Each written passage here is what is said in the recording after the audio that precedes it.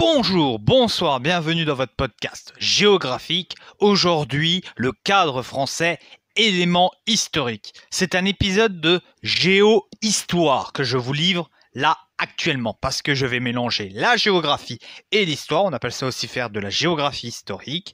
Je vais vous raconter un petit peu comment la France a cherché ses limites, comment elle s'est installée dans ses limites et enfin, je vous parlerai que la France a une géographie privilégié. Donc, c'est parti. La France cherche ses limites. Jusqu'à la conquête romaine, la Gaule n'avait pas d'unité politique ou idéologique. C'était une ère culturelle et économique, mais l'intérieur, ça reste avec de très fortes disparités. Jules César la divise en trois parties, Celtique, Aquitaine et Belgique. Ça pose des questions. Est-ce que c'est schématique? Est-ce que c'est militaire? Il est nécessaire de délimiter. Mais on a peu de sources sur la Gaule avant les Romains. C'est les Romains qui sont vraiment nos toutes premières sources sur ce qui va devenir la France.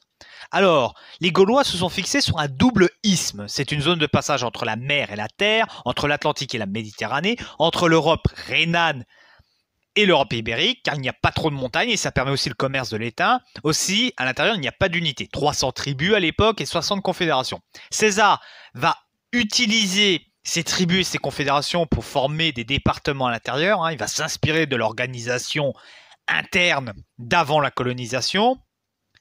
Il y a vraiment de grosses disparités parce qu'il y a des fermes isolées, des fois se regroupent des villages, des fois quelques fortifications comme Bibrac, Alésia.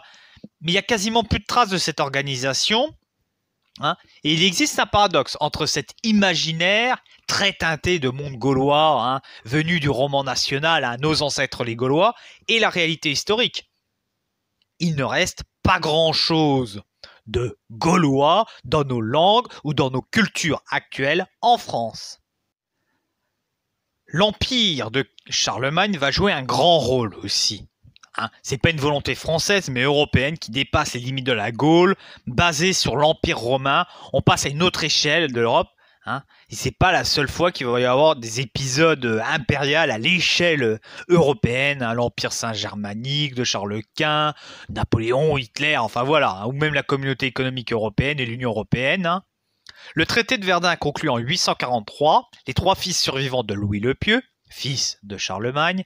Les petits-fils de Charlemagne se partagent ses territoires. L'Empire carolingien est divisé en trois royaumes. Il est souvent présenté comme le début de la dissolution de l'Empire unitaire de Charlemagne, consacrant ainsi sa division qui s'avère en fait définitive. Et du même coup, l'un des principaux actes fondateurs de la nation française. Ce traité est la conséquence de l'application de la coutume franque, qui est basée sur le partage de l'héritage entre tous les fils héritiers, plutôt que son attribution seulement aux fils aînés, en dépit de la règle de primogéniture agnatique, c'est-à-dire masculine, appliquée chez les Romains. Ce partage des quatre fleuves, parce que quand même on reste dans de la géographie, l'Escaut, la Meuse, le Rhône et le Rhin soulèvent des problèmes quant aux langues parlées dans les différents États. Des populations de langue romane se trouvent dans une entité germanique, par exemple les Wallons, et inversement, la Flandre de langue germanique se retrouve rattachée à la future France. De même, dans les départements et au sein des États, il faut à peu près 3 semaines pour allier Rome à Aix-la-Chapelle, la capitale de l'Empire. Mais il en faut pour chacun, et il faut surtout que chacun ait la même richesse agricole. Ce traité va donner 3 royaumes. La Lotharingie qui se retrouve au milieu va rapidement se faire manger par ses adversaires, par les 2 autres frères. Il y aura la Francie occidentale qui donnera la France et la Francie orientale qui donnera l'Allemagne. Alors, je vais vous parler des Capétiens. Ils font la France actuelle, à partir du sacre de Hugues Capet en 987. Ils règnent 8 siècles, alors qu'ils ont commencé qu'avec des territoires autour de la Seine, ils agrègent des espaces. Et quand ils arrivent malheureusement à en perdre, ils les regagnent assez rapidement. La France est très forestière et agricole à l'époque. Il y avait 10 millions d'habitants sous l'Empire romain, 5 millions au 5e siècle, 8 millions sous Charlemagne et 20 millions en 1280. Il y a des crues de population importantes associées aux péripéties. L'habitat est fait de bois et de terre, tantôt dispersés, tantôt en village, avec des modes castrales, c'est-à-dire des châteaux forts. Pourquoi expliquer leur succès? Il y a 3 raisons qui expliquent le succès de cette entreprise. La tradition romaine et franque, ça ne permet pas de rupture. La légitimité chrétienne, ce sont des rois de droit divin, la création d'un sentiment national croissant qui fédère autour du roi. Au départ, les Capétiens ne possèdent pas beaucoup de terres, mais ils vont commencer à gagner des terres. Ils vont surtout bien aider parce que les terres qu'ils ont sont dans la région parisienne, très riches. C'est des régions agricoles avec des sols très fertile, hein. On a aussi le début de la omnipotence de Paris, hein. Paris commande et organise les réseaux au fil du siècle. L'objectif est de maîtriser jusqu'à la mer, la Manche, l'Atlantique, la Méditerranée. C'est un succès variable. Souvent vers le sud, c'est plus facile que le nord, qui est plus peuplé. Il y a eu plusieurs crises, hein, mais ça, je ne vais pas vous refaire l'histoire des Capétiens. Mais il y a surtout, niveau géographique, un âge d'or au XIe siècle lié à l'adoucissement du climat qui permet un essor de l'agriculture et une augmentation de la population. Tout cela combiné fait qu'on a gagné beaucoup de population et qu'on a pu exploiter le territoire. On a aussi une invention des techniques, mais aussi une différenciation des organisations de paysages agricoles selon où on est.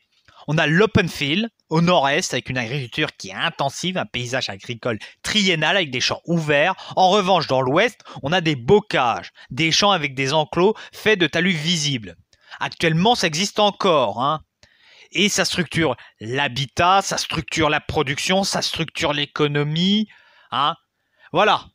C'est très important comment la géographie des champs influence le mode de vie et la sociologie et l'anthropologie de la vie des gens. Alors, c'est une France centralisée, hein.